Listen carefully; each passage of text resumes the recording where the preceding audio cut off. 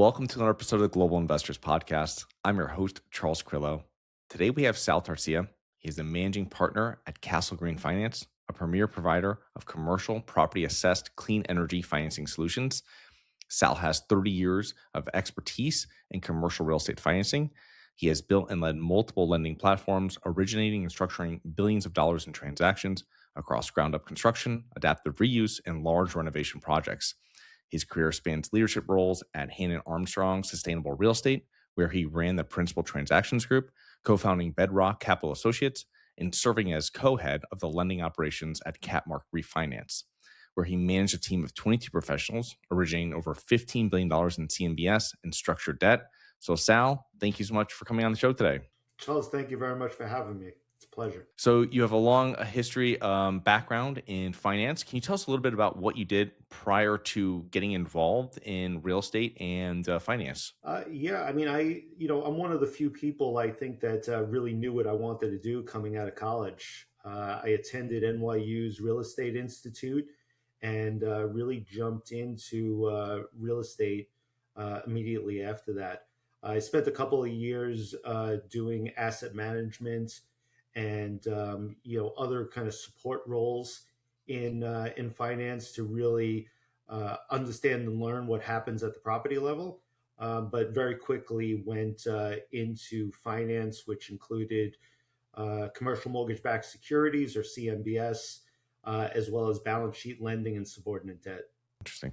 So tell us a little bit about exactly what CPACE financing is. As I spoke before, we haven't had anybody on the show with this specialization before. Sure. CPACE is a public-private partnership that was specifically designed to incentivize owners as well as finance companies to put capital into projects to renovate them from an energy efficient standpoint.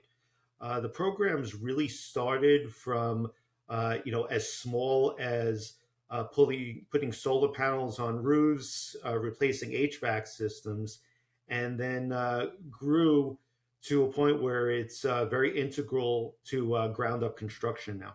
Okay. Because I imagine you can be a lot more energy efficient with a new build versus renovating a value add property. It can very often be easy to start with a clean sheet of paper and be able to put in those improvements from the start. But we also do a lot of older buildings, including some historic buildings. The program works very well with historic tax credits. Historic tax credits typically approach renovation and rehabilitation of properties more from an aesthetic and historic preservation standpoint.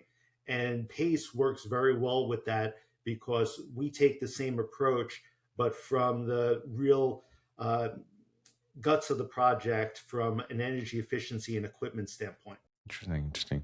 So I've seen before some government programs before that give a discount for energy efficient. I know there was one, I think it was with Fannie or Freddie, that would give you a slight discount on your rate if you put in certain types of low flow type water facilities, products, whatever fixtures into your property. What are some of the benefits of CPACE financing versus traditional financing? So CPACE financing is very different in the public-private partnership arena in that we don't get the benefit of any government guarantees, and we also don't use any taxpayer money. What we benefit from is the local government. PACE, unlike a lot of programs that can be federally based, PACE is state-based. So there's a state statute that is passed, and then individual communities, whether they be cities or counties, can opt into the state's program. And what it does, the government's role in this, is they take what looks to a traditional financier and property owner as a long-term fixed rate, self-amortizing financing product, and they take that fixed stream of payments and they record it as a special assessment real estate tax. So we get the benefit of having priority treatment in the capital stack, which allows us to provide lower rates than alternative financing methods for this type of product. Yeah, the capital stack was exactly going to be my next question. So that's going to be something where I can take out maybe a preferred preferred spot or a mezzanine financer spot, and I can just put senior debt, and then I can use this as part of it, and then our own in owner's equity. Is that correct? That's absolutely correct, or like I like to refer to as the new improved capital stack. We basically flip the capital stack somewhat upside down from the financing or debt side of it, where we're very often a replacement for mezzanine and preferred equity, as you stated. In some cases, depending on the cooperation of the first mortgage lenders that we work with, we could also narrow the equity gap so that owners can keep a larger portion of their project or reduce the need for obviously much more expensive equity. Now, how does this work with the lender? Every time that you start bringing on, I think with most lenders, subordinate debt or some sort of additional money, one way or another, on into the property to capitalize it, the senior debt is going to have some questions about this or a say in it, right? Because they don't want to fight a second person if they don't need to, if you foreclose or if you get behind on your debt. Can you tell us a little bit about how that lender usually acts when an investor brings this to them? Yeah, absolutely. I got into the space a little over 9 years ago, and it was still very new. And like a lot of new programs, finance companies, can have an inherent fear of the unknown. And so we try to disarm that fear very quickly by indicating that we're just like a lot of other special assessments. If a local municipality does a sidewalk project or a water or sewer project in an area, it's been done for decades, if not close to a century. That they will do that project and then issue a special assessment back to the properties that benefit from that.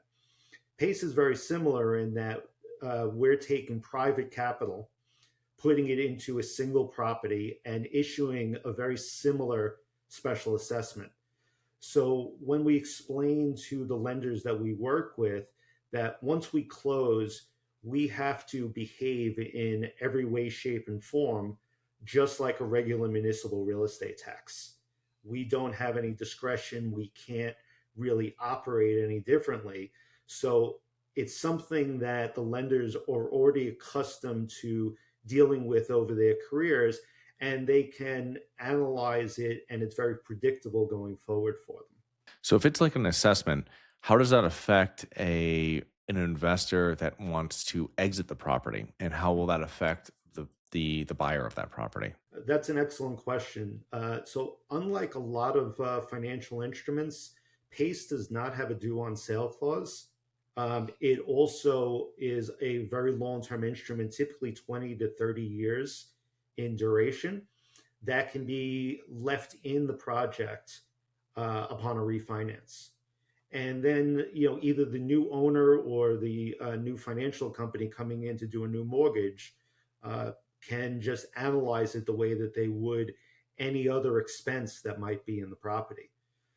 So, think of it somewhat like a ground lease, except with a lot more flexibility, because we do provide the ability for a new owner or the existing owner upon a refinance. If, let's say rates drop by 200 basis points in the market, over a 4 or 5 year period, we do provide them with prepayment flexibility so that if there are alternative financing methods or if they sell the property and the new owner does not want to assume the pace, they can pay it off.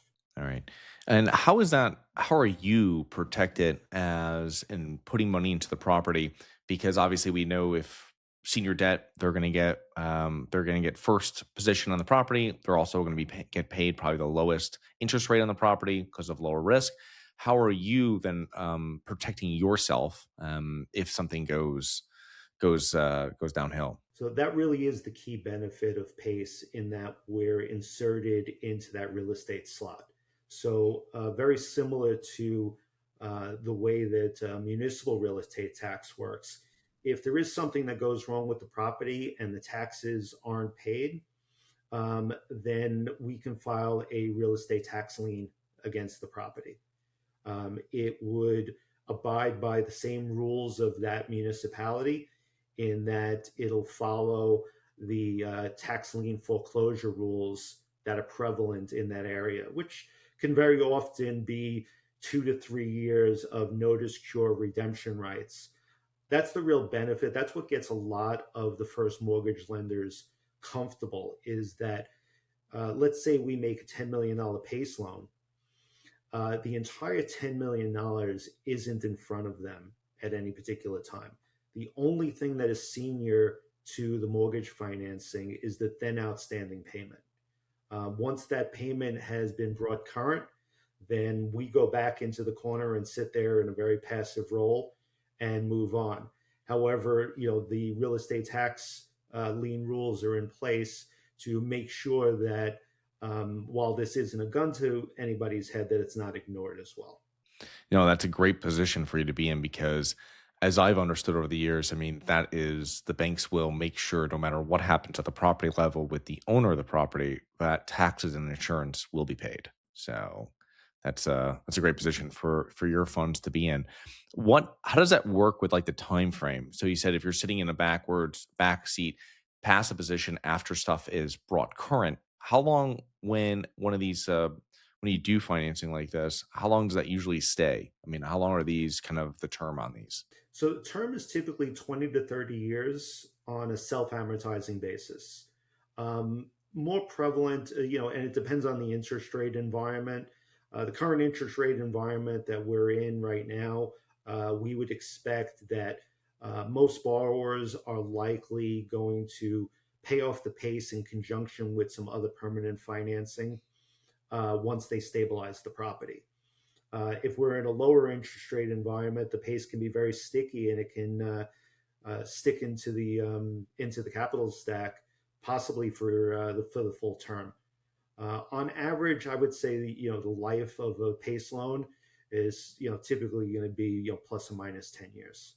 I know you have a map on your website, which I forget the number of states, but it is pretty prevalent. This product is throughout the United States. Do you have a number? Was it like 30 states or something like this that it is available in? So there are currently 38 states that are in, plus Washington, D.C. acts as its own unique program.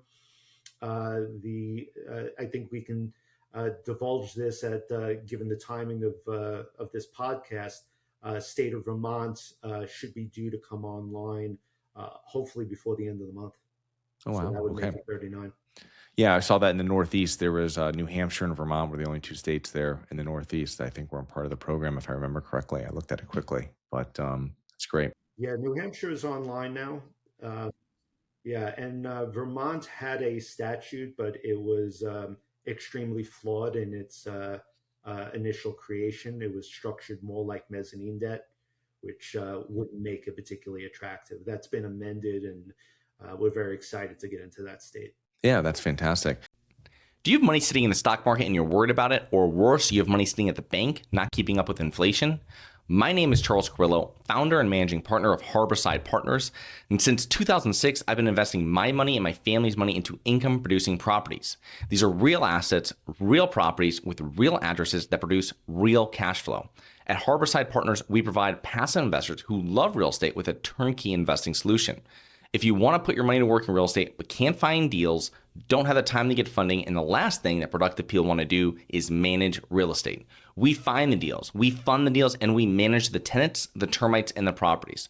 Partner with us at investwithharborside.com. That's investwithharborside.com. Go to investwithharborside.com. If you love real estate, you like the idea of passive income, and believe that income producing properties will appreciate over time, go to investwithharborside.com. That's investwithharborside.com. There's another feature of the CPACE loan that I wasn't aware of, and it's called like the retroactive like look back feature. And I see this if someone did renovations years before, and now they can come back to you and they can get financing. How does that kind of work? Yes, most states allow up to a 2 to 3 year look back. So let's say that somebody was unaware of the PACE program, or at a particular time they had different options or they needed to move quickly. They can do renovations, and any eligible improvements that were put into the project within that look back time frame can effectively be refinanced. And that could potentially pay down more expensive debt. It could potentially reimburse the borrower for equity contributions they made into the project. At that point, it becomes very fungible capital. When the decision for CPAS it's done on a state level, is it also done as the municipalities have any kind of say in it or any control over it, or is it just state level that makes the decision? State level makes the initial decision. Now, like with any other law, there's going to be lobbyists and different interest groups within the state that typically speak up, which may include certain municipalities that have certain needs. But the municipalities' ultimate control is they're not obligated to be in the program. So once a state statute is passed, then it becomes a process of going city by city or county by county to see if they want to opt into the program. And that typically starts, like anything else, with the largest, most populous counties and cities, and then works down from there. What would be some typical projects that people utilize CPACE financing for, or some projects that you've been involved with? So hotel seems to be very popular within the programs. They have a lot of PACE eligible improvements within those property types. Um, there also has historically, in more traditional financing, been significant constraints on hospitality financing, which leaves more of an opening for our program to step in and fill those gaps. But it can be used on virtually any type of building type. We do multifamily, we do senior living, retail, office, industrial. There are also certain esoteric projects. We recently closed a hotel with an adjoining amusement park and water park on it. How is like the big beautiful bill impacted CPACE financing? I mean, they put so much stuff into these bills when they go through. You don't really know what's in it. They probably don't even know either. How has that impacted what you do?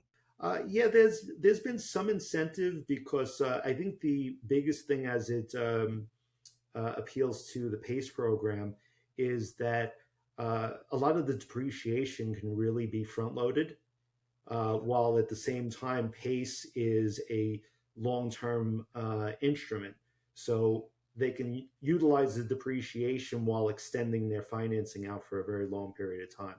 When people are selling properties, let's say because they have this and this is now, it just goes in as an above the line type expense. Is that correct? Because it is now property taxes as an expense, not some debt servicing, correct? That's correct. It really is a hybrid between a piece of debt and an expense. And when a new owner is coming into it, they can really choose to have the property delivered free and clear of the PACE, or they can elect, through their negotiation with the seller, to keep it in. And I'll give an example. There were projects that we did back in 2021 and early 22 that may have had coupons below 6%. In an interest rate environment where 10-year treasuries are roughly 4.5% today, that can become quite an attractive piece of financing to be able to assume for a new buyer. And that's how it's done. They're usually done when one of these projects or one of these financing products are utilized 20, 25 years, what you're saying before the term on them, it's going to be fixed. Is that correct? That's correct. We fix the coupon; it never changes for the life of the PACE assessment. Oh, that's great. What would you say, kind of as we're wrapping up here, what are some common mistakes you see developers or maybe value add investors make when they're trying to structure a deal involving CPACE? The biggest mistake that we see is order of operations. We still see, and the market has gotten a lot better in this regard. The brokers who represent a lot of these owners for financing have really learned the proper way to go about it. We would advise any developer or redeveloper to come to us first. Because of our position in the capital stack, when a package goes out to a first mortgage lender, they never want to do all of their work, issue a term sheet, and then have somebody say, "Oh, wait, I'm sorry, I forgot to tell you, I want to use PACE in this capital stack as well." They're much better off getting a proposal from us first. They can build it into their projections and their pro formas and then deliver it to the lenders out there who, A, are receptive and understanding of PACE, and B, now have knowledge so that they can do their initial underwriting correctly with the full knowledge of what's actually there. That's great. One of the things is, as kind of a wrapping up here, I like to always ask, when at your professional level over your career, what do you think you have done that has really compounded the most for you? You know, my passion in real estate has always been structuring, really figuring out complex situations. That's what really led me to the CPACE world. I spent a lot of my time in real estate doing complicated structures that went onto balance sheets or were subordinate debt. However, when you do those types of projects, you always have to be front and center on what's the risk profile I'm taking on. Because of where we're placed in the capital stack, uh, not that risk profile is ignored, but because we're in such a safe position, it now becomes secondary, which allows myself and my team to really focus on what can we do to really make this project beneficial for the owners? How can we make this appealing to the financial partners that work with us on these deals, as opposed to everything being really surrounded by the risk? The risk profile is going to be transferred more to the first mortgage lender from a concern basis. And we try to work with them to structure the deals properly, to relieve that, to make them comfortable. Um, we've always really tried to package PACE in a way that owners, developers, GCs, and even our financial partners, what they're already accustomed to doing, rather than trying to form fit them into a PACE box, if you will. Sal, how can our listeners know more about you and Castle Green? We have we're very active in posting up the deals that we do. They can go to our website as well, www.castlegreenfinance.com. Our website is designed as much for education as it is for marketing purposes. But quite honestly, I might be a little old school in this regard. I'm still a big believer that picking up the phone and having a conversation is really the best way to learn what we can do and how we can benefit their projects. Okay, great. So what I'll do is I'll put that link into the show notes. And thank you so much for coming on today. Great. Real pleasure, Charles, and really enjoyed working with you. Hi, guys. It's Charles from the Global Investors Podcast. I hope you enjoyed the show. If you're interested in getting involved with real estate, but you don't know where to begin, set up a free 30-minute strategy call with me at schedulecharles.com. That's schedulecharles.com. Thank you.